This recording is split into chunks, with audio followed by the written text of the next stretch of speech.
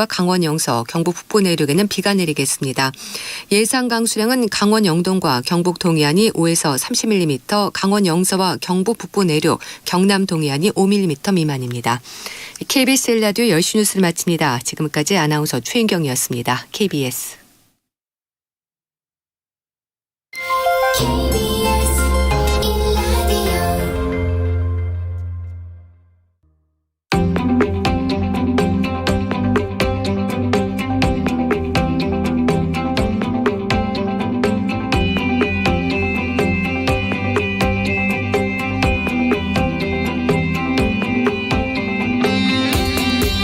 김성환의 시사야.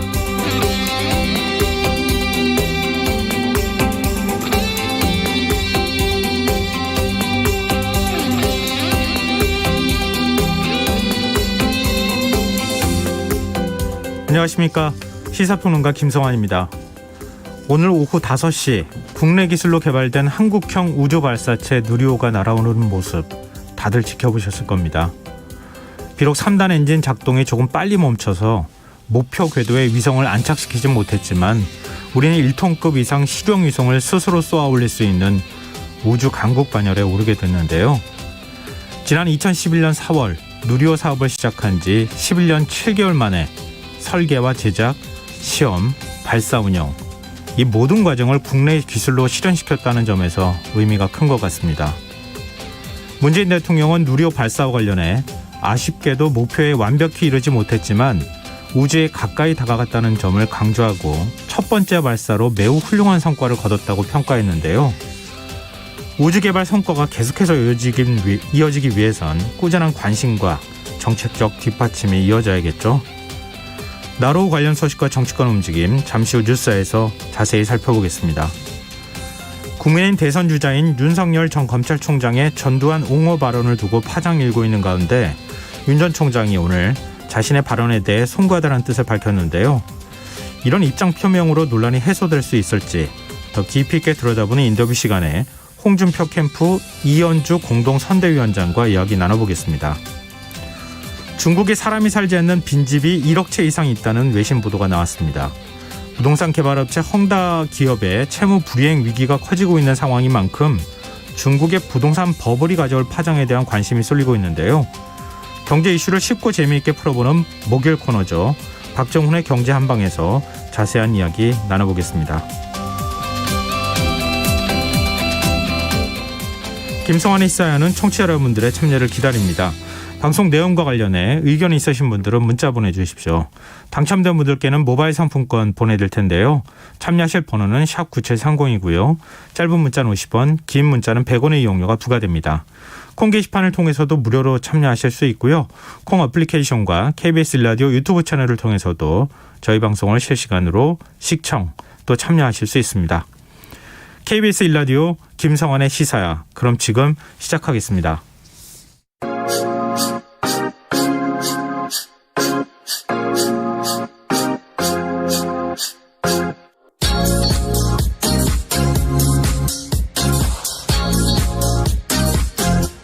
KBS 1라디오 김성환의 시사야.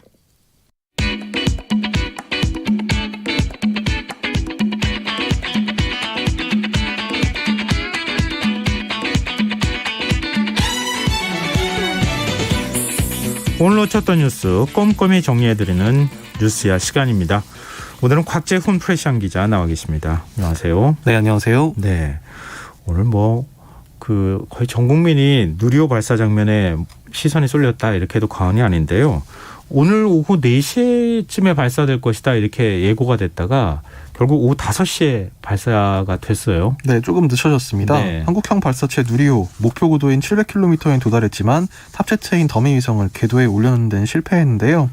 임혜수 과학기술정보통신부 장관은 오늘 고흥군 나로 우주센터에서 열린 누리호 발사 결과 브리핑에서 오후 5시 발사된 누리호의 전 비행 과정이 정상적으로 수행됐다면서 다만 위성 모사체가 700km의 고도 목표에는 도달했으나 초당 7.5km의 목표 속도에 미치지 못해 지구 저궤도에 안착하지 못했다고 설명했습니다. 임 장관은 누리호 1단부는 75톤급 엔진 4기가 클러스터링이 돼서 300톤급의 추력을 내는 게 핵심 기술이라면서 오늘 발사를 통해 1단부 비행이 정상적으로 진행됐다고 의미를 설명했습니다. 임 장관은 또한 1단 그 페어링 2단이 분리하고 3단이 성공적으로 점화된 것은 소기의 성과라면서 이는 국내 발사체 기술력이 상당 수준으로 축적됐음을 보여준 결과라고 평가했습니다. 누리호 발사 관련해 문재인 대통령도 대국민 메시지를 냈죠. 네, 문재인 대통령은 이 누리호 발사와 관련해 아쉽게도 목표에 완벽히 이르지 못했다면서도 첫 번째 발사로 매우 훌륭한 성과를 거뒀다, 자랑스럽다고 평가했습니다. 문 대통령은 오늘 발사가 이뤄진 이 전남 고흥군 나로 우주센터를 찾아 발사를 참관하고 결과를 보고받은 뒤 이 같은 대국민 메시지를 내는데요. 문 대통령은 발사체를 우주 700km 고도까지 올려보낸 것만으로도 대단한 일이며 우주에 가까이 다가간 것이라면서 이 완전히 독자적인 우리 기술로 발사 관제부터 이륙, 공중에서 벌어지는 두 차례 엔진 점화와 로켓 분리, 페어링과 더미 위성 분리까지 차질 없이 이루어졌다는 점을 강조했습니다. 문 대통령은 더미 위성을 궤도에 안착시키는 것이 미완의 과제로 남았다면서 오늘 부족했던 부분을 점검해 보완하면 내년 5월에 있을 두 번째 발사에서는 반드시 완벽한 성공을 거둘 것이라고 강조했습니다. 네. 이것은 뭐 실패라고 보기는 좀 어려울 것 같다라고 생각이 드는데요. 우리 순수 기술로 발사체를 만들어서 이렇게 우주로 쏘아 올린 게 사실은 이번이 처음이라고 볼 수 있잖아요. 네, 상당히 의미가 있는 건데요. 네. 이번 발사가 지금 성공적으로 발사했다고 평가할 수 있을 것 같은데 어쨌든 이번 발사 결과 이 독자적인 우주 수송 능력을 확보한 7번째 나라가 됐습니다. 사실 이제 그 수송 능력은 이제 입증이 된 거고요. 네. 현재 1톤 이상 실용급 위성 발사가 가능한 국가는 러시아와 미국 그리고 유럽연합, 중국, 일본, 인도뿐이고요. 스스로 우주 발사체를 만들어 이제 그 우주 공간까지 수송하는 게 아니라 그냥 발사하는 능력까지 이제 그렇게 좀 넓혀도 9개 정도밖에 되지 않습니다. 그래서 지금 다른 우주 선진국들이 이게 70여 년간 이 개발해온 발사체 기술력을 우리가 독자적으로 빠른 속도로 따라잡았다. 이제 이런 의미가 있다고 볼 수 있겠습니다. 네, 지금 말씀하셨지만 로켓 추진체를 만드는 것조차 이렇게 힘들다는 거 아닙니까? 근데 그리고 난 다음에 마지막에 위성까지 제작을 해서 그걸 지구 궤도 위에 올려놓는 것, 이것도 굉장히 뛰어난 기술이라고 볼 수 있는데 이런 실패가 이게 완전한 실패가 아니라 일부 실패한 부분이 있더라도 계속 보완해서 우리가 보강해 나간다고 하면 언젠간 지금보다 훨씬 더 좋은 성과가 나오지 않을까 그렇게 기대가 되는데요. 오늘 여야 대표들도 현장을 찾게 됐다면서요. 네, 더불어민주당 송영길 대표 그리고 국민의힘 이준석 대표 등이 이 고흥군 나로 우주센터를 찾아서 발사 현장을 참관했습니다. 이 발사를 참관한 후에 이 민주당 송영길 대표는 머리끝에서 발끝까지 우리 기술과 의지로 만든 우리 꿈이 우주에 이르렀다면서 5천년 자치를 한 점에 응집시켜준 누리호의 뒷모습에 경의를 표한다. 이렇게 좀 벅찬 감동의 그 감정을 담아서 글을 남겼습니다. 네. 국민의힘 이준석 대표는 발사 장면을 직관하면서 거물에 느껴진 진동이 오랜 기간 잊고 있던 과학소년 감성을 자극했다면서 김전환 박사님을 비롯한 항우연과 협력 기업들이 연구기술진에 큰 박수와 응원을 보낸다고 밝혔습니다. 혹시 곽재영 기자는 만약에 우리가 우주로 나갈 수 있을 만큼의 기술력이 확보된다 그러면 우주관광 한번 가보실 생각 있으세요? 글쎄요, 생각해보지 않았던 그 질문인데요. 우주인이 되는 건 안 될 것 같고. 저희는 이미 많이 늦지 않았을까요? 네. 기회만 된다면 한 번쯤 나가서 지구가 어떻게 생겼는지 한번 보고 싶은 생각이 들어서 질문해봤습니다. 참 우리 자라는 세대들은 우주의 꿈을 이제 실제로 실현은 가능한 꿈으로 생각할 수 있겠다 이런 생각이 들어서 굉장히 좀 기분이 좋네요. 자, 이제 국정감사 얘기도 좀 해볼까요? 오늘 국토위에서는 어제 경기도 국감회에서 오늘도 대장동 의혹을 두고 여야간 공방이 계속됐어요. 네, 오늘 12개 상임위에서 이 종합감사, 그러니까 확인감사가 진행이 됐는데요. 네. 여전히 대장동 문제로 곳곳에서 충돌이 빚어졌습니다. 먼저 국토교통위원회에서는 이 야당에서는 초과이익 환수 조항이 결과적으로 포함되지 않았다. 이 점을 집중적으로 파고들면서 이재명 민주당 그 경기도지사의 배임 여부에 초점을 맞췄는데 민주당은 이에 맞서 이 후보를 적극적으로 옹호했는데요. 국민의힘 김은혜 의원은 대장동 개발에서 성남도시개발공사의 초과이익 확보 포기 작업이 공모 지침 단계부터 비밀리에 진행됐다면서 같은 조항이 석 달 뒤 같은 팀에서 또 보고됐지만 7시간 만에 삭제돼 내려왔다. 이렇게 의혹을 제기했습니다. 이에 대해 민주당 진성준 의원은 노영욱 국토부 장관에게 산하공공기관 실무 담당자로부터 개통 없이 직접 보고나 건의를 받느냐 이렇게 묻고 개통상 그럴 수가 없는 것이다. 이렇게 일축을 했습니다. 또 민주당 조응천 의원도 초과이익 환수 조항이라는 게 도깨비 방망이처럼 휘두르면 되는 게 아니라 반드시 반대급부가 있다 하면서 배임이라는 건 처음부터 성립될 수 없다고 강조했습니다. 네, 배임이다 아니다 이런 주장이 맞섰다는 얘기인데 야당은 그동안에 계속 지금 대장동 특검을 요구해오지 않았습니까? 오늘 박범계 법무부 장관 법사위 국감장에 출석을 했는데 이 문제에 대한 질의도 있었다면서요? 네, 뭐 여기에 대해서 사실 뭐 박범계 장관의 입장은 뭐 다소 원칙적인 것이었는데요. 네. 그러니까 이 특검으로 가야 한다 이런 주장을 이제 야당 의원들이 편대대해서 뭐 특검법 합의를 자신도 이제 국회의원 시절에 여러 차례 해봤지만 과연 합의에 이를 것인지 좀 미심쩍다는 취지로 답변을 하고 특검 문제는 결국 국회 권능으로 해결해야 할 문제가 아닌가 생각한다. 그러니까 결국 국회에서 이제 법안을 통과시켜야 할 네. 문제라는 점을 이제 이야기를 했습니다. 이 법사위에서는 여야 간에 이 대장동 관련 수사의 타깃이 여당에서는 그 윤석열 전 검찰총장이 수사를 받아야 한다 이런 주장을 폈는데요. 네. 민주당 소병철 의원은 2011년 부산저축은행 사건 주인 검사가 윤석열 전 총장이라면서 만약 그 부산저축은행 사건을 부실 수사한 것이 드러나면 윤석열 씨는 대통령 후보에서 사퇴해야 한다 이런 주장을 폈습니다. 반면 국민의힘에서는 이 이재명 대선 후보에 대한 부실 늑장 수사 의혹을 제기를 했는데요. 특히 이제 그 성남시장실을 굳이 압수수색하지 않고 뭐가 나올까 피하고 겁내는 느낌이다. 또 조수진 의원은 그 남욱 변호사의 석방 사실을 두고 그럴 거면 애당초 공항에서 굳이 체포할 필요가 없었던 거 아니냐 이렇게 꼬집기도 했습니다. 박범계 장관은 이에 대해서 남욱 씨는 스스로 국내 입국을 했다는 측면에서 도주 우려가 없다고 보이고 증거인멸도 검찰이 잘 판단할 것이다. 또 남욱, 김만배, 유동규, 정영학 씨가 혐의 사실들이 다 관련성이 있기 때문에 김만배 씨 구속영장이 법원으로부터 기각된 사정이 남욱 씨에게도 일정 부분 영향을 미쳐서 충분한 조사 후에 조치하려는 고려가 아닌가 추측한다 이런 의견을 밝혔습니다. 네. 뭐 한쪽엔 대장동 의혹이 있다고 하면 다른 한쪽에 고발사주 의혹이 있지 않습니까? 법사위 국감에서 이것도 얘기가 된 거죠? 네, 국민의힘 최기상 의원은 어제 그저께죠. 그 방송을 통해 공개됐던 국민의힘 김웅 의원과 조성은 씨간 녹취록과 관련해서 공개된 녹취록에 윤석열 전 총장이 직간접적으로 개입한 것 아니냐는 추론이 가능한 부분이 있다면서 이런 상황에서 수사 진척을 보이지 못하는 것은 이해하기 어렵다. 이 김준호 고위공직자 범죄수사처 처장을 향해서 이렇게 따졌는데요. 네. 김 처장은 이에 대해 실체적 진실은 곧 발견될 것이라면서 그 의혹과 무관하다면 공수처에 출석해서 떳떳하게 밝힐 것을 촉구한다. 사건 관계자들을 향해 이렇게 당부해서 눈길을 끌었습니다. 또 김웅 의원에 대한 소환 일정이 잡혔느냐는 질문에 대해서는 그 부분은 사건 관계자가 여러 사람이기 때문에 일정을 조율해 출석을 요구하고 있다. 이렇게 원론적으로만 답변을 했습니다. 네.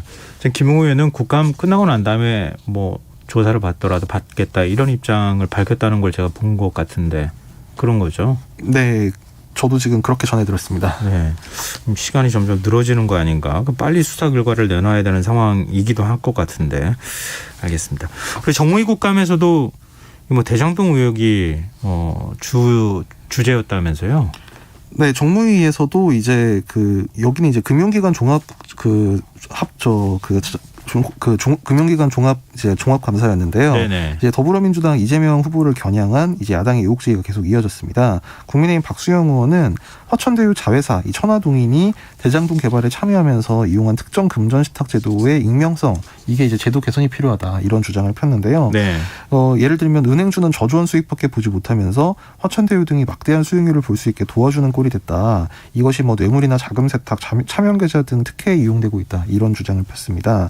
이 민주당은 부산저축은행 사태 그리고 대장동 의혹에서 국민의힘 관계자들이 반복해서 등장한다면서 국민의힘 게이트다 이런 주장을 폈는데요.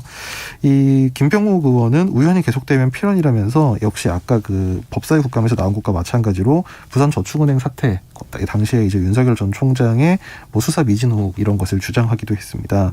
반면 이제 여야가 한 목소리로 주장한 거는 화천대유의 수상한 자금 흐름 내역을 열람할 수 있도록 이 FIU 금융정보분석원 자료를 열람할 수 있게 해야 한다. 이런 주장을 폈고요. 네. 그 외에 이제 민생 현안과 관련해서 이제 고승범 금융위원장과의 질의응답 과정에서 이 금융위가 전세자금 대출을 이 DSR 총부채 원리금 상환 비율에 적용하는 방안은 이번 가계부채 대책에 포함하지 않기로 했다. 그리고 가계대출 총량 규제는 내년에도 강화된 관리를 해야 한다. 이런 언급이 나왔습니다. 네. 교육위 국감에서는 윤석열 전 총장의 부인인 김건희 씨 허위 이력 논란이 집중적으로 다뤄졌다고요? 네, 민주당 안민석 의원은 뭐 서일대, 한림성심대 등 이제 윤석열 전 검찰총장 부인 김건희 씨가 이 초중고등학교 교사를 냈다는 허위 이력서를 제출했다 이런 주장을 펴면서 대학이 경력증명서를 받았을 것이므로 허위 여부를 확인해야 한다 이렇게 주장을 폈고요. 같은 당 권인숙 의원, 도종환 의원도 비슷한 의원에 지적을 했습니다. 야당에서는 그 민주당 이재명 후보의 석선의물 표전 의혹을 제기하면서 이에 맞섰습니다.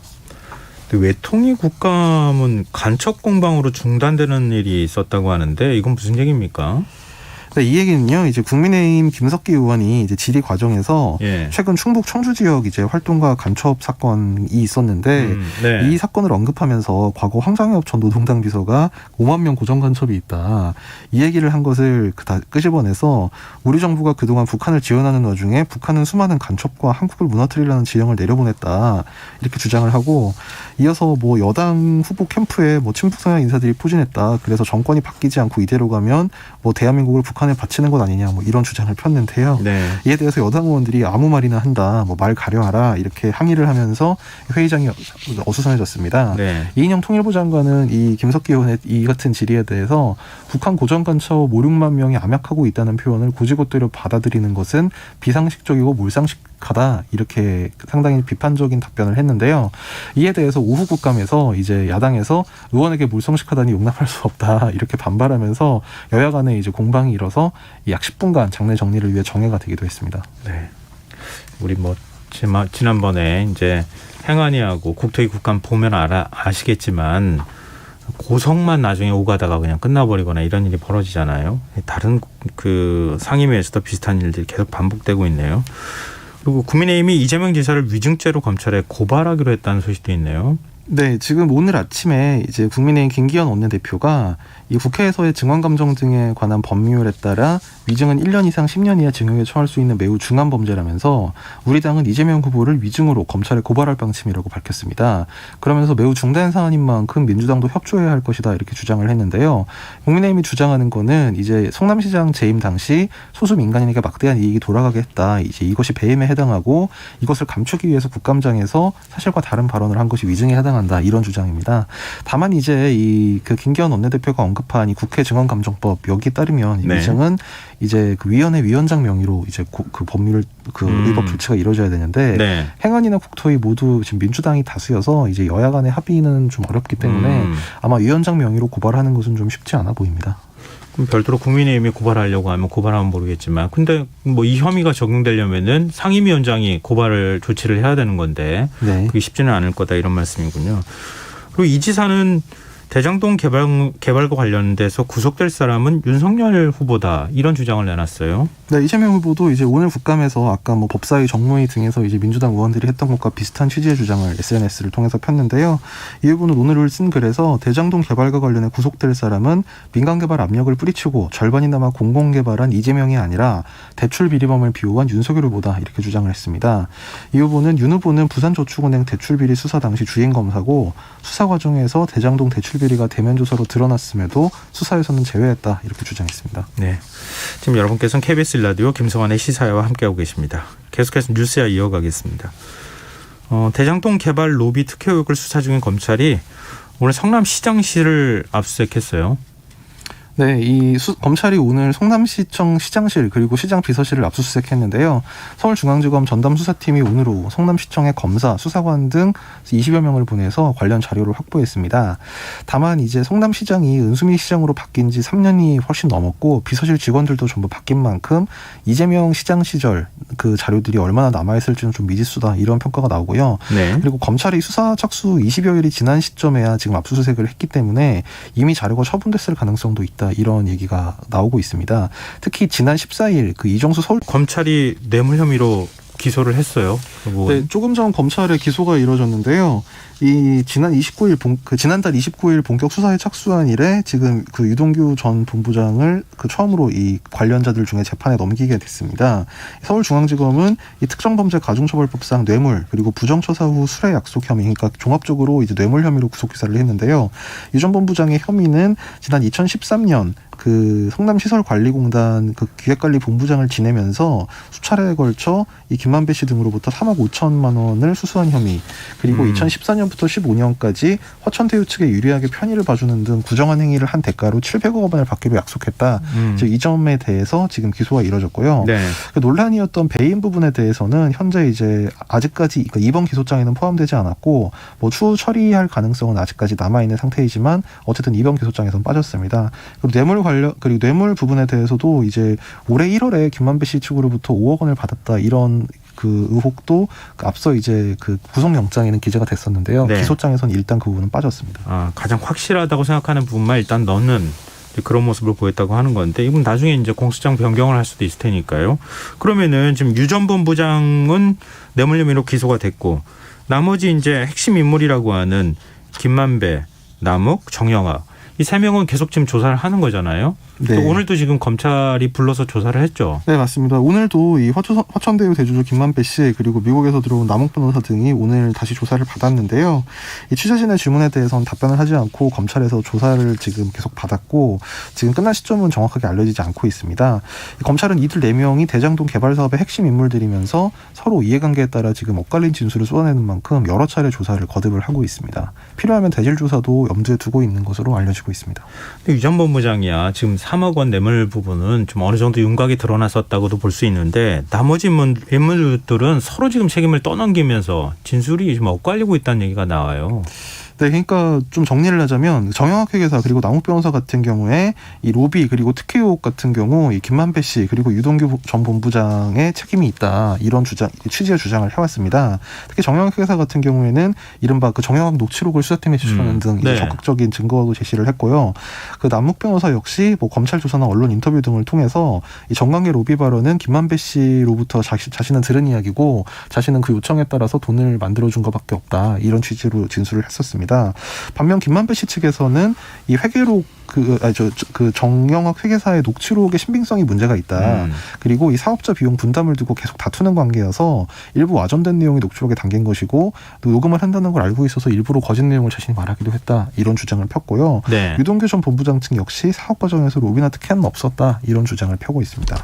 근데 지금 유 전 본부장은 뇌물 혐의로 구속이 됐고 지금 이제 기소까지 된 상황인데 지금 50억 클럽 의혹과 관련해서 지금 곽상도 의원이 아들이 받았다고 하는 50억 이 뇌물 문제를 상의하는 그런 녹취록이 또 있다고 하는 게 공개가 됐어요. 그 당사자는 김만배 씨 아닙니까? 네, 맞습니다. 이게 오늘 일부 조간신문에서 이제 단독 보도를 했는데요. 이 김만배 씨와 그리고 유동규 전 본부장이 이 구체적인 액수 그리고 지급 방법까지 이 뇌물의 이 지급 방법까지 논의한 것으로 이제 그 나와 있는 녹취록을 검찰이 입수했다 이런 보도가 나왔는데요. 이 검찰이 확보한 녹음 파일에 따르면 이 김만배 씨가 6명에게 각각 50억 원씩 총 300억이고 정영학에게도 이미 말했다. 그리고 박경수 전 특검 딸은 고문이니까 안 되고 곽상도도 그렇고 이렇게 얘기를 하니까 유동규 전 본부장이 이에 대해서 곽상도는 현직이니 정치자금 때문에 직접 주면 문제가 될 수 있다. 아들한테 배당으로 주는 게 낫다. 이렇게 얘기를 했다는 겁니다. 네. 다시 김만배 씨가 곽 의원 아들은 회사 말단인데 어떻게 50억을 주냐 이렇게 반문을 하니까 유동규 전 본부장이 다시 아들한테 주는 거 외에 방법이 없다. 나중에 알려지면 파장이 클 것이다. 뭐 이런 대화를 했다는 것인데요. 이제 이런 내용이 지금 검찰이 확보한 녹취록에 들어있다. 이것이 이제 보도의 요지였습니다. 네, 그러면 뭐 김만배 씨도 지금 뇌물 혐의가 나중에 적용될 가능성이 굉장히 높지 않을까.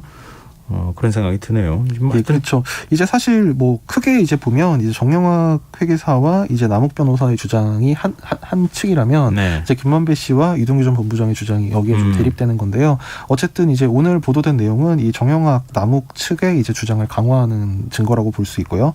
검찰은 이 녹음 파일의 증거 능력에도 문제가 없다 이런 입장인 걸로 알려졌습니다. 네. 이른바 대장동 국감이 끝나고 난 다음에 이재명 지사가 그러면 경기도지사직을 사퇴하는 거 아니냐? 이런 얘기가 나왔는데 지금 사퇴 시점은 언제쯤으로 얘기가 나오고 있습니까? 일단 지금 좀 그 사퇴 시점에 대해서 여러 가지 얽혀있는 문제들이 많기 때문에 지금 고심을 거듭하고 있는 걸로 알려지고 있는데요. 이제 이를테면 지사직을 사퇴하면 그 선관위 대선 예비후보 등록을 해야 하고 이제 그러면 선대위를 꾸려야 되는데 선대위를 꾸리기 위해서는 좀 선결돼야 될 작업이 이낙연 전 대표와 이 경선 과정에서의 이제 뭐 잡음 이제 이런 것을 좀 정리하는 절차가 있어야 되고 이제 또 그런 과정을 거친 다음에 이 문재인 대통령과 면담을 하는 게 좀 맞지 않겠느냐. 지금 그렇기 때문에 사실 지금 사퇴를 시작으로 이제 여러 가지 일들이 이제 줄줄이 풀려져야 되는 상황이라서 지금 그 이 후보의 고심이 깊은 걸로 알려지고 있는데요. 이재명 후보가 어제 이제 국감 중에 전화를 걸었지만 이제 기대했던 그 이낙연 전 대표에게 전화를 걸었지만 네. 뭐 좀 속 시원한 메시지를 듣지 못하고 그냥 서로 협의하자 요 정도로 얘기한 것으로 알려지면서 좀 이제 이낙연 전 대표 측과의 좀 그 쌓인 감정 같은 것을 해소하는 것이 좀 우선돼야 될 과제다 이런 관측이 대체로 일치하고 있습니다. 네, 알겠습니다. 향후 움직임을 좀 지켜보도록 하고요. 오늘 뉴스와 여기까지 하겠습니다. 지금까지 곽재훈 프레시안 기자였습니다. 고맙습니다. 감사합니다.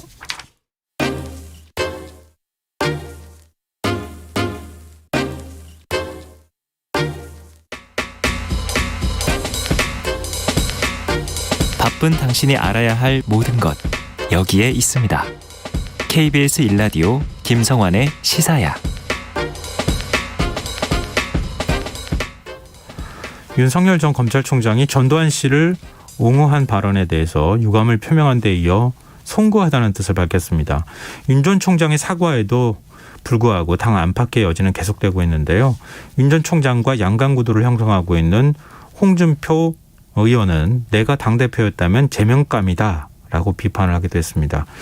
홍준표 캠프 공동선대위원장이신 이현주 전 국회의원 연결해서 이 문제와 관련해 조금 더 자세히 얘기 나눠보도록 하겠습니다. 위원장님 안녕하십니까? 네, 안녕하세요. 네, 저희 프로그램에서 인터뷰는 처음 하시는 것 같은데요. 네네. 네. 밤에 라디오는 지금 처음인 것 같습니다. 네, 앞으로도 좀 관심 좀 가져주십시오. 네. 지금 공동선대위원장으로 합류를 하신 거 아닙니까? 근데 그 합류하신 이유를 좀 먼저 들어볼 수 있을까요? 네네. 일단 그 본선 경쟁력이라든가 또 나중에 이제 당선이 되고 난 이후에도 집권 후에 어떤 국정 운영의 안정적인 국정 운영의 성공 가능성 그런 면에서 이렇게 국정 운영의 준비가 훨씬 더 잘 되어 있고 또 이렇게 그 확장력이 있다. 그래서 그런 생각들을 했고요. 네. 근데 이제 과거에는 어쨌든 여론조사에서 압도적으로 윤석열 후보가 앞섰지만 지금은 양강구도가 된 만큼 네. 좀 냉정하게 우리가 따져봐야 되는 거 아니냐 이런 말씀을 제가 드리고 싶고요. 네. 또 하나는 가장 중요한 건데요. 사실은 윤석열 후보가 밖에서 오신 분이지만 아이러니하게도 우리 당의 기득권이랄까요? 어쨌든 정치적 기득권 세력, 이런 정치 기득권 세력이 정부 윤석열 후보를 둘러싸고 있습니다. 그래서 어떻게 보면 이렇게 여러 가지로 불안하고 또 우리 국정운영 준비 또 역량 이런 것들이 불안하기도 하고 또 도덕성의 문제가 있고 이런 불안한 후보라고 생각을 하면서도 막상 이제 어떻게 보면 각자가 공천권이라든가 여러 가지 이제 지위 이런 정책 기득권 때문에 그래도 그 지지를 철회하지 못하고 바꾸지 못하고 계속 지지를 하고 있는데 저는 홍준표 후보가 어떻게 보면 독고다이다 그동안에 아웃사이더다 이런 얘기 많이 듣고 있었지만 쭉 보면 일관되게 어떤 그 기득권에 대한 저항 이런 것들을 많이 해왔습니다. 그래서 저는 이번에 정말 보수가 기득권을 교체하고 새로운 길로 나가고 우리를 지지하는 20대, 30대 더 나아가서 이제 40대 그래서 젊은 세대들과 함께 미래를 열어가야 한다 이렇게 생각합니다. 네. 말씀 중에도 언급됐습니다만 윤 전 총장 계속되는 설화로 지금 논란을 겪고 있는데요. 특히 전두환 씨를 언급한 발언 때문에 여론이 좀 심상치 않다라고 하는 평가나 분석이 나오고 있는데요. 오늘 사과를 하긴 했습니다. 사과 시점과 일련의 과정 어떻게 평가하고 계십니까? 네, 사실은 사과가 굉장히 늦었습니다. 저도 이제 설화도 설화지만 일관되게 한 번도 사과를 한 적이 없다. 잘못된 말을 하고 나서 이런 비판을 했는데요. 어쨌든 이렇게 밀려서 마지못해 사과하는 그런 모습을 보였는데 안 하는 것보다 낫죠. 그러나 이제 이 발언을 이렇게 보면 저는 이제 단순한 실수라기보다 이게 어떤 역사관 그리고 가치관의 문제가 아닌가. 그렇게 봤을 때 도대체 이분이 자유민주주의에 대해서 또 국민 주권에 대해서 어떤 생각을 갖고 계시고 대한민국 역사의식 관련 갖고 계신가 좀 걱정이 많이 되죠. 네. 그래서 근본적인 걱정, 물음 이런 것들이 됩니다. 사실은요. 근데 이제 당내에서도 우려가 나오는 게 이런 이제 설화에 휩싸이는 발언을 한 게 이번이 처음은 아니잖아요. 네, 많았죠. 예, 네. 이런 게 계속 반복되는 이유, 원인은 뭐라고 보세요? 뭐 제가 볼 때는 아까 말씀드린 것처럼 찬찬히 보면 이게 뭐 다 그렇다는 건 아니겠지만 그래도 상당 부분 가치관의 문제인 것 같다라는 생각도 좀 듭니다. 이제 단순한 말실수라기보다는요. 네. 그리고 또 하나 이게 왜 가치관의 문제냐? 이분이 이제 정치 준비가 안 돼 있는 상태에서 입문을 하셨잖아요. 네. 그래서 사실은 많은 정치인들이 이제 입문을 하고 많은 것들을 겪으면서 자기의 중심을 잡아 나가는 과정이 필요하거든요. 근데 정치 철학이 정립되지 않은 상태에서 중심을 잡지 못한 상태에서 이제 굉장히 그러니까 가장 큰 선거인 대통령 선거에 나오신 거죠. 네. 그리고 알아야 할 모든 국정의 범위도 가장 넓고요. 그래서 이게 지금 감당이 안 되는 상황에 와 있는 게 아닌가 저는 그런 생각이 좀 들고요. 예. 또 하나가 그러다 보니까 이제 정치적 훈련이 안 돼 있지 않습니까? 그래서 말하자면 어떤 뭐 이렇게 식사나 이렇게 사적인 자리에서 하는 대화 그런 거 하고 편하게 이렇게 뭐 가볍게 하는 대화하고 공식적인 자리에서 대중들 앞에서 정치인으로서 자기의 어떤 정치 철학을 가지고 얘기하는 대화를 구별을 못 하시는 게 아닌가. 그래서 정치적인 훈련이 또 잘 안 되어 있다. 어쨌든 전반적으로 대중 앞에 이렇게 대통령 후보로서 나설 준비가 안 돼 있는 게 아닌가 이런 생각이 듭니다. 근데 윤석열 후보는 이렇게 일단은 사과를 했는데 뭐 네. 당대표는 이준석 대표는 당 차원의 수습을 지금 하는 노력을 보이고 있는 것 같아요. 네네. 근데 김재원 최고위원은 부동산 원전 정책 두 가지만은 문재인 대통령이 적어도 전두환 전 대통령에게 배웠으면 좋겠다. 다시 전두환이라는 이름을 호출했습니다. 윤 전 총장 발언과 또 맥락이 맞닿아 있다고도 볼 수 있는데 네. 이 발언 어떻게 보십니까? 원전과 부동산 정책 문재인 정권이 잘못했다. 이거는 뭐 다 모든 많은 사람들이 공감을 하실 텐데 문제는 이걸 어떻게 해결을 할 때 근데 전두환처럼 해결한다는 게 뭔지 저는 무슨 취지인지 잘 모르겠는데요. 일단 어쨌든 그분이 과거에 이렇게 보면 민주적 절차 어떤 헌법적 절차 그러니까 국민들의 의견을 수렴하는 과정이라든지 또는 이제 선거라는 과정 이런 체육관 선거를 한 부분이라든가 이런 것들을 볼 때 굉장히 독재적으로 문제를 해결을 많이 하고 그 당시에 그런 것들이 또 어떤 그 포괄적인 또 정치에 의해서 그것이 그냥 눌러서 억압이 되면서 지나치지 않았습니까? 네. 그런데 지금 이 시대에 과연 그런 것이 가능하냐 이거죠. 그래서 아무리 잘못된 정책을 바로잡는 거라 하더라도 우리가 합법적이고 헌법적인 절차를 거쳐가면서 국민 네. 해야 되겠죠. 네. 그러나 그 발언은 저는 굉장히 위험할 수 있는 발언이고요.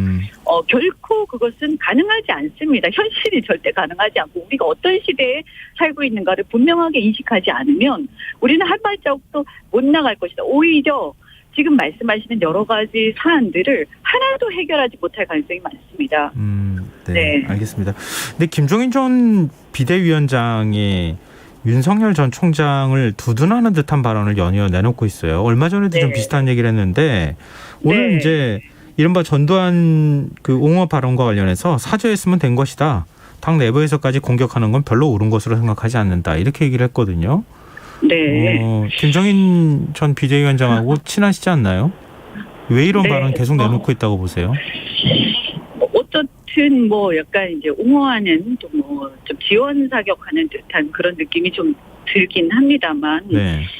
그동안 보면 어쨌든 말씀은 어쨌든 그 어떤 특정 후보를 이렇게 지원하지 않는다.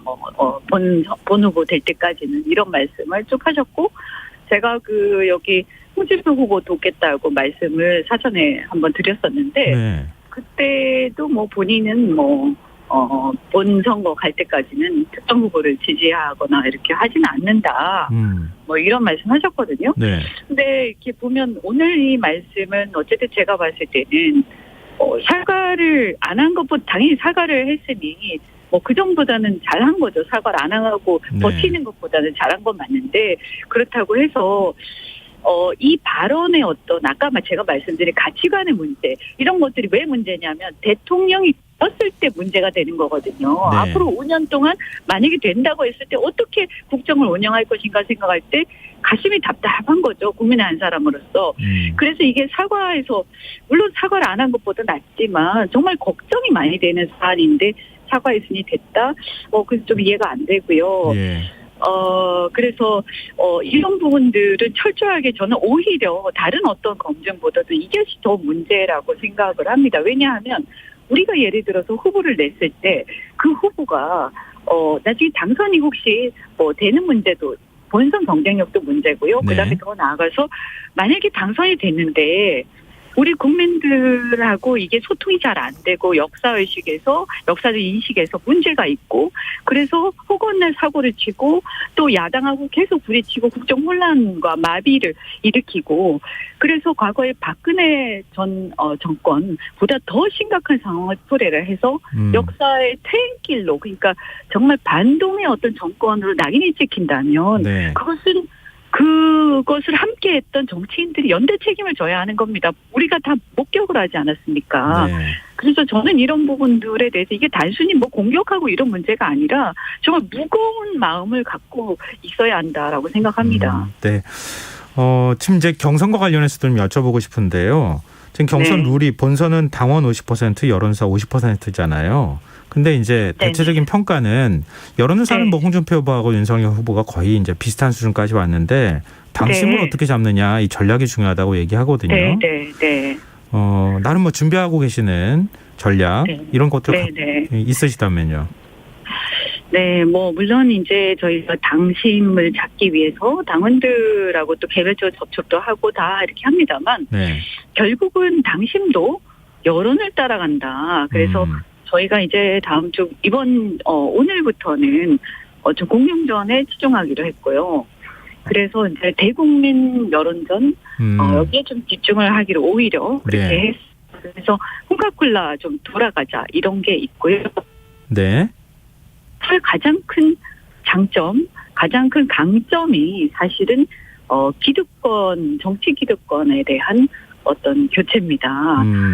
이것이 사실은 우리 후보는 오래 있었고 국민의힘에 윤석열 후보는 밖에서 오신 분이라 이것이 언뜻 보면 잘 이해가 안 가실 수 있지만 실제로 보면 당협이라든지 기존의 어떤 기성 정치인들 그리고 의원들 한 상당 부분이 윤석열 후보한테 이렇게 서명도 하고 이름도 올리고 이렇게 해서 줄을 많이 서 계십니다. 네. 그래서 여기는 오히려 이렇게 조직이라든지 이런 것들 열세인 반면에 20, 30대 젊은이들의 지지를 열광적인 지지를 받고 계시거든요. 네. 그래서 어떻게 보면 이 정치가 좀 바뀌었으면 좋겠다. 그리고 우리가 이번에 대장동권을 봐도 그리고 모든 것들을 보듯이 사실은 이것이 여야의 문제 혹은 진보 보수의 문제가 아니라 보수의 기득권이 몰락을 하고 나서 사실은 이 진보 세력이 집권을 했지만 결국 그것도 기득권이었다. 우리 대한민국의 문제는 여야 좌우를 떠나서 저는 정치 기득권 전체 교체가 되고 뭔가 새로운 이 젊은 사람들한테 기회를 줄 수 있는 정권이 들어서지 않은 희망이 없다 이렇게 생각하는데 네. 과거의 세력을 그대로 다 안고 그들이 둘러싸여서 만약에 정권을 잡는다면 저는 그것은 당의 미래가 있겠는가 이런 것들을 우리 당의 혁신을 바라는 당원들한테 호소를 우리가 강력하게 할 생각입니다. 그래서 이제 줄을 세우는 선거가 아니고 이번에는 당원들께서 네. 정말 당을 구하고 나라를 구한다는 생각에서 한번 몰락했던 보수가 쇄신할 수 있는 그런 계기를 꼭 마련해 주시기를 우리가 호소를 해야죠. 네. 네. 지금 이제 뭐 그 경선 결과 발표되는 게 얼마 이제 시가 남지 않았잖아요. 네, 마지막까지 최대한 선전해 주셨으면 한다 이런 생각 들고요. 뭐 이건 모든 후보한테 다 저희가 드리는 말씀이지만 예, 오늘 말씀 고맙습니다. 네, 많이 응원해 주십시오. 고맙습니다. 네. 예, 지금까지 홍준표 캠프 공동선대위원장이신 이현주 전 국회의원이었습니다.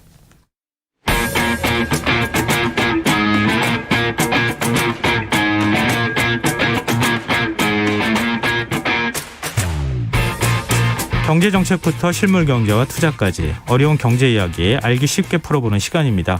박정훈의 경제한방 KBS 박정훈 기자 전화로 만나보겠습니다. 안녕하세요. 네, 안녕하세요. 네.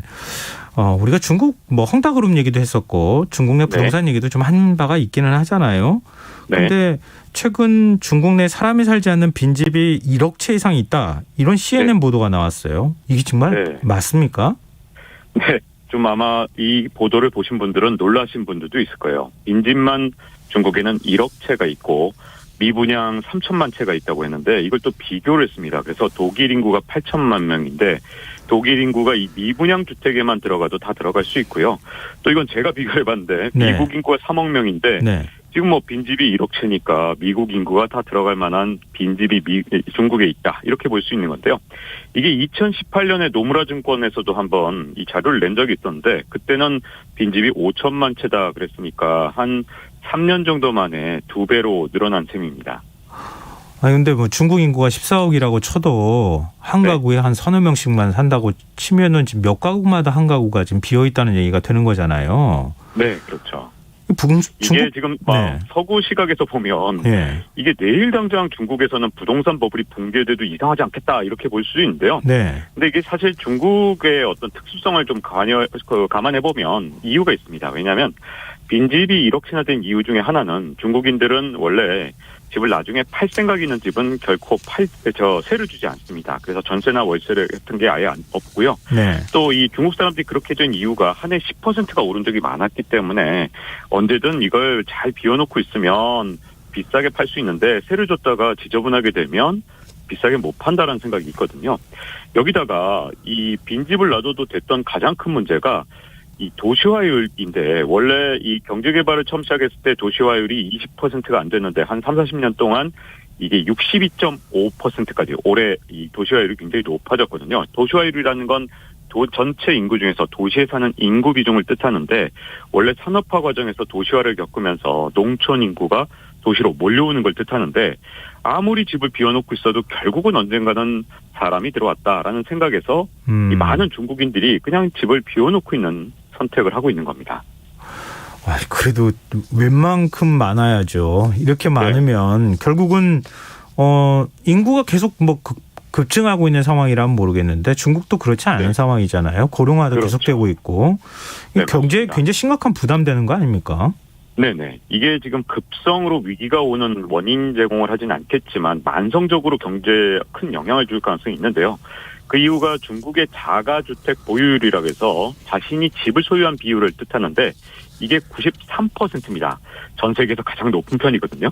우리나라가 이 한 3년 전에 56%였는데 최근 통계가 안 나왔지만 제 추정은 한 60%는 됐을 거라고 생각하고 선진국들이 대체로 미국이나 일본 모두 60%대 정도 됩니다. 그런데 중국은 93%다. 그 얘기는 집을 가질 사람들이 다 가지고 있었다는 얘기예요. 근데 그동안은 이 도시화 때문에 농촌집을 버리거나 또는 농촌집을 갖고 있으면서 도시에도 또 갖고 있거나 뭐 이런 식으로 집을 여러 채 갖고 있는 사람들이 있었겠지만 문제는 이제 중국에서 도시화 속도가 급격히 둔화되고 있거든요. 사실 갈 때까지 거의 다 간 거기 때문에 이제 농촌의 유휴 인력이 더 이상 예전만큼 빠른 속도로 이 도시로 오지 않습니다. 그러나 이런 문제들이 다 있다 하더라도 중국 정부에서 통제가 좀 가능한 게요.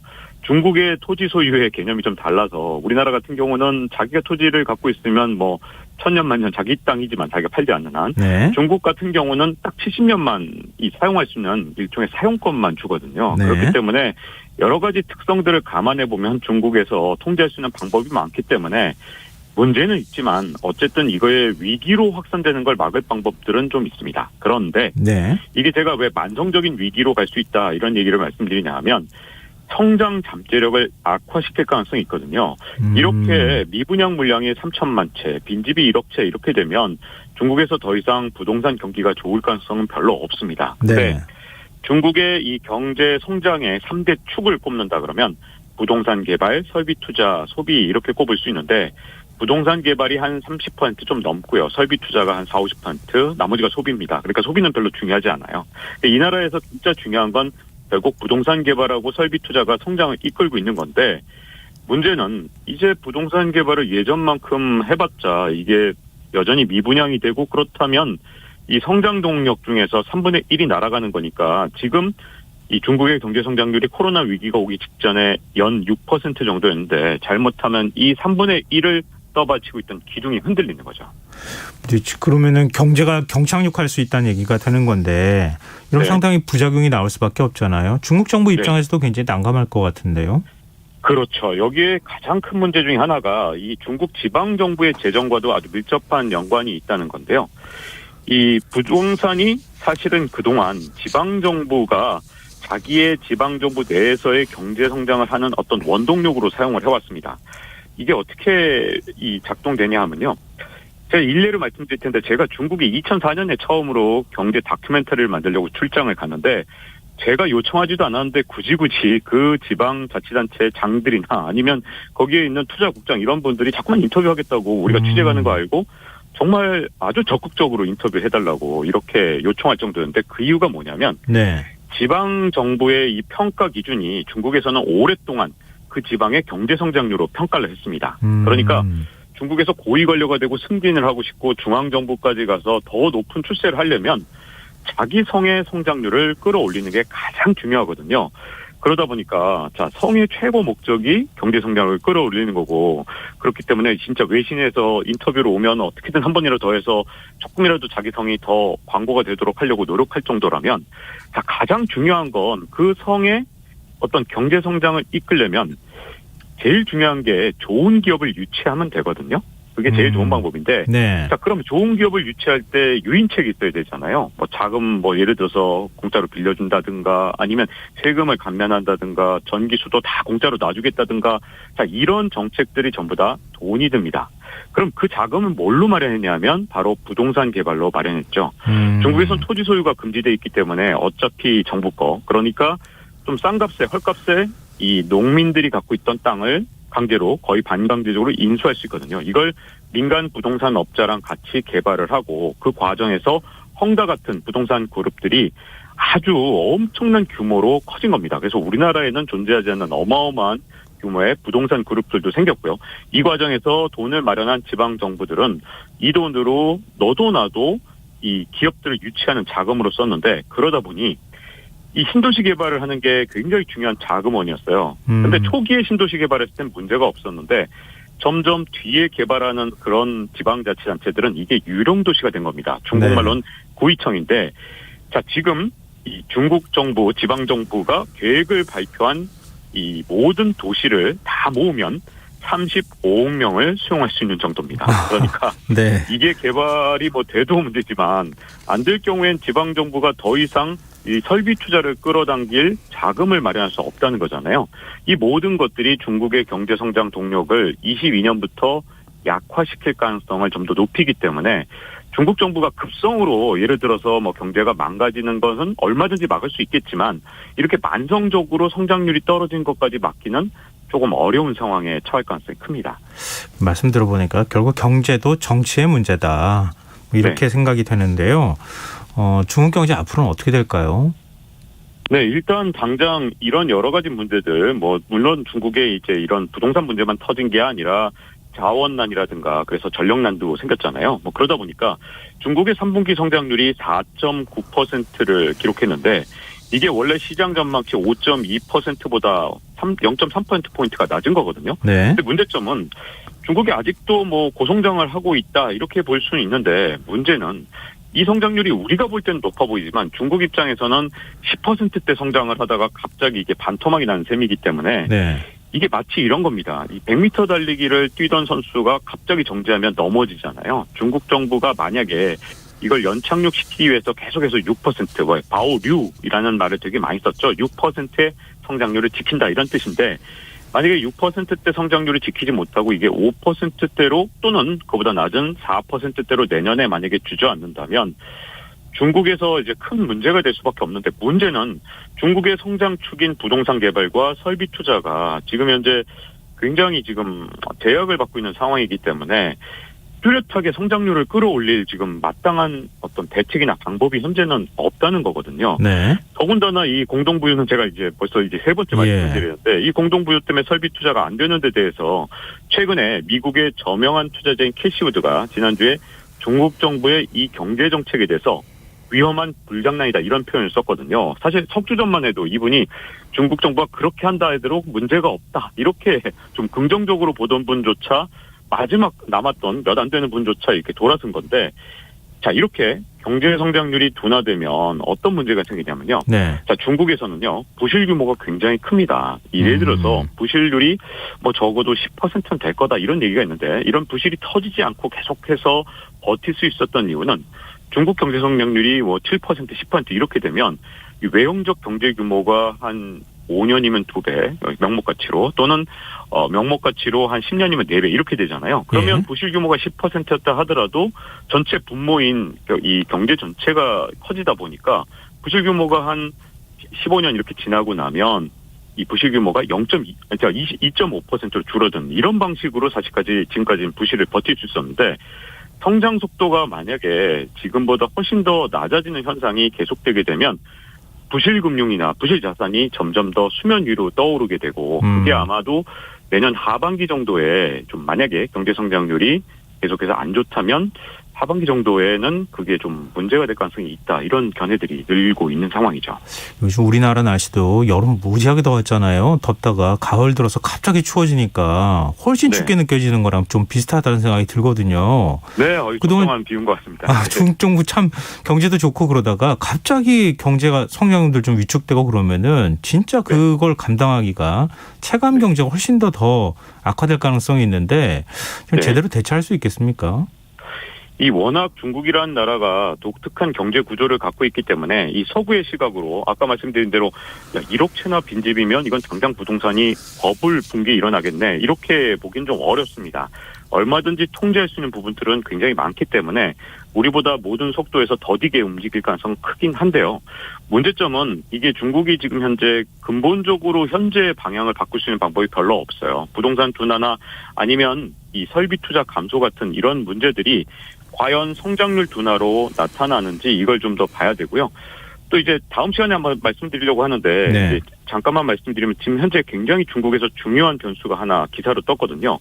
이 생산자 물가지수가 10.7%가 상승해서 9월달 물가지수가 25년 만에 최고치를 기록했는데 네. 만약에 이렇게 물가가 오르게 되면 가장 큰 문제가 경제 성장을 하기 위해서는 이제 돈을 풀면 되잖아요. 예. 근데 물가가 이렇게 너무나도 많이 오르게 되면 25년 만에 최고치 이 수준까지 오르게 되면 추가적인 재정정책이나 금융정책을 쓰기가 굉장히 어려울 수가 있습니다. 그러면 성장률이 둔화돼도 이걸 자극해서 다시 끌어올릴 방법이 별로 없을 수가 있거든요. 이 때문에 내년에 성장률과 물가는 굉장히 중국 경제의 미래를 보여줄 수 있는 중요한 시그널이기 때문에 계속해서 이 좀 워치를 해야 되고요. 이걸 적어도 내년 1분기, 2분기 중에 중국에서 어떤 방식이든 좀 어떤 해법을 내놓는 걸 할 수 있는지 좀 그 부분도 중국 정부의 역량도 좀 앞으로 좀 관찰을 해야 될 부분인 것 같습니다. 네, 그 중국 정부 얘기를 하면서 자꾸 우리 생각이 떠오르는 건 왜 그런 거죠? 네. 우리도 금리도, 그러니까요. 예, 우리도 돈 많이 풀렸으니까 금리 올려야 되는데 금리 올리면 네. 또 부동산 문제가 굉장히 심각해지고 네. 참 이 경제라는 게 이렇게 풀기가 어려운 문제인 것 같습니다. 네, 네, 그렇습니다. 다음 시간 또 좀 기대해 보겠습니다. 오늘 말씀 여기까지 듣겠습니다. 고맙습니다. 네, 고맙습니다. 예, 박정훈의 경제한방 지금까지 KBS 박정훈 기자였습니다. KBS 라디오 김성환의 시사야 1부 순서는 여기서 마무리하겠습니다. 2부에서는 사건 사고 뉴스 등을 살펴보는 밤참 뉴스 지금이 영화 순서로 찾아뵙겠습니다. 전 11시 정각 2부에 다시 오겠습니다.